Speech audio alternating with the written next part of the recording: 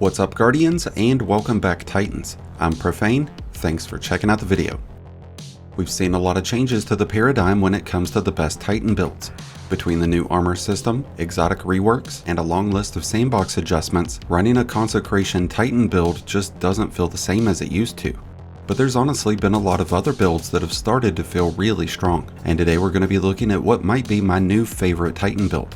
A great all-around build to use for general gameplay, for Crucible, and even Mythic level PvE content. Today's build revolves around the use of a recently reworked exotic. The Actium War Rigs has been around for a very long time, and it's always been a reliable exotic to build around. But it recently got some incredible updates that have really increased this exotic's performance sevenfold.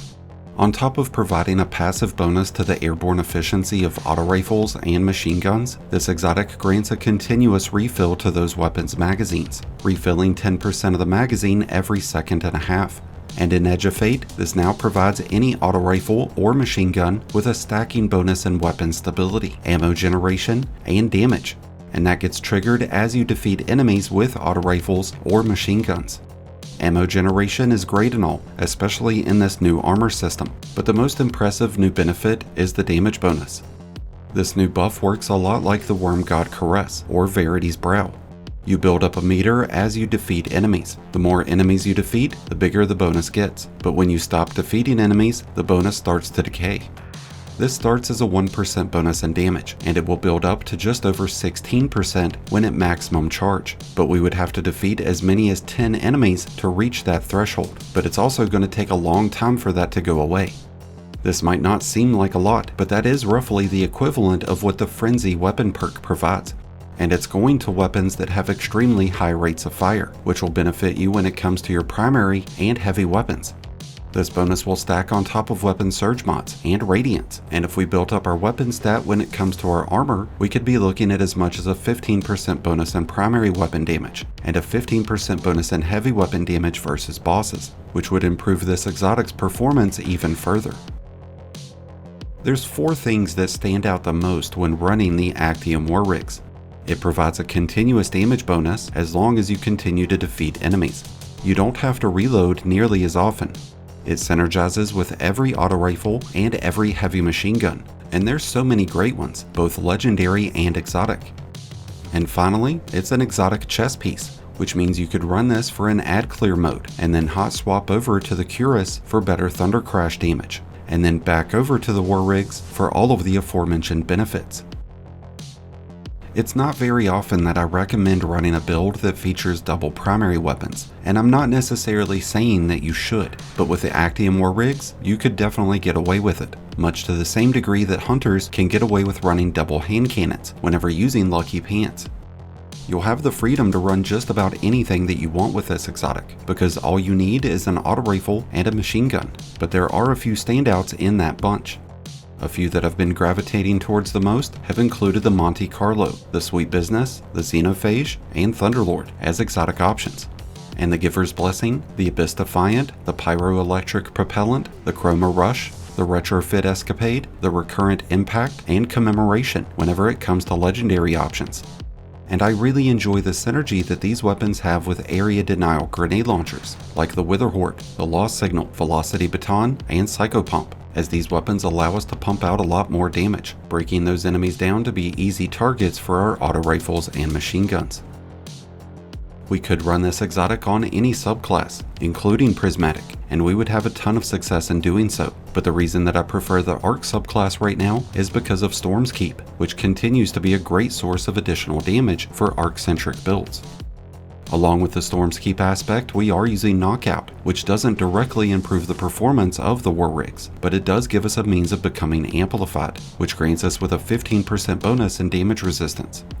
Knockout also provides us with a source of health regen, so it can really come in handy. When it comes to fragments, we have Spark of Amplitude, which is going to create orbs whenever we rapidly defeat targets, which means that we can take full advantage of weapon surge mods. We've got Spark of Ions, which creates ionic traces whenever defeating jolted enemies, and when defeating them with bolt charges. Ionic traces provide 15% energy to each of our abilities, helping us have our grenade, melee, and barricade energy back faster. We've also got Spark of Resistance, providing us with an extra 25% bonus damage resistance. And our last fragment is left for interpretation, because it's really going to rely on our choice in weapons. If we were to be using arc machine guns, like the Thunderlord, the Elatic Principle, or Watchful Eye, then we could use Spark of Beacons, which would create a blinding burst of energy whenever defeating enemies. But if we're not using arc weapons, then I would recommend using Spark of Shock, which would give our grenades the ability to jolt enemies, and that would help us stay amplified and create more ionic traces. We have a lot of beneficial artifact mods that we can take advantage of right now, and Fever and Chill is one of the biggest standouts. This provides frost armor whenever landing consecutive precision shots with stasis weapons, and it provides radiance whenever we do that with solar weapons. So if we were to use a solar auto rifle or heavy machine gun, then we could give ourselves a 20% bonus on weapon damage, and we could double down on those benefits by running both solar and stasis energies. Elemental Benevolence and Shoulder to Shoulder will both be great mods to use when we're in a team. Benevolence will provide us with bonus class ability energy whenever we give teammates an elemental buff, which includes bolt charges and amplified.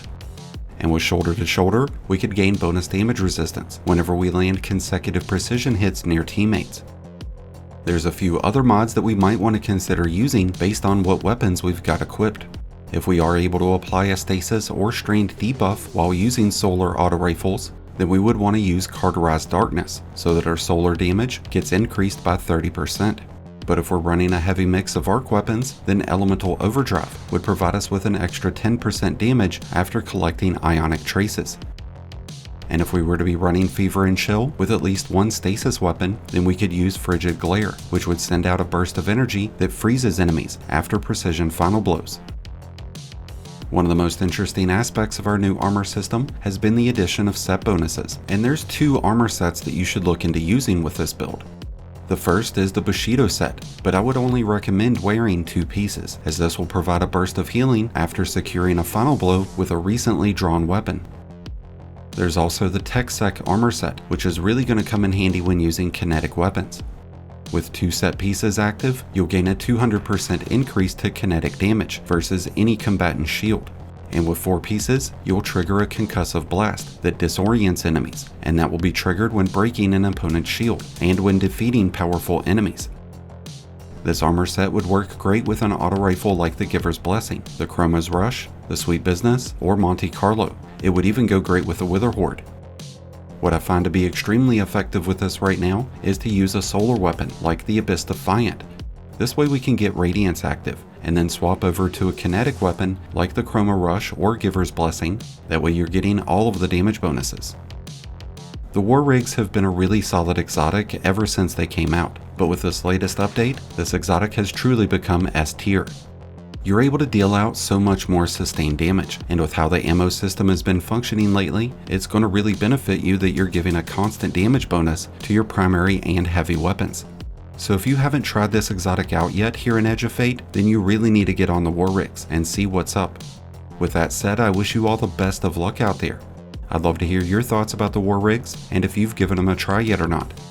If you need to make a copy of today's build, then be sure to check out my Mobalytics and dim links that are down below. But I thank you as always for checking out today's video. If you enjoyed and found it helpful, then be sure to hit that like button below, along with the subscribe button if you're new. Both are greatly appreciated and both really do help support the channel. And until next time, Guardians, this has been Profane, wishing you all some happy hunting.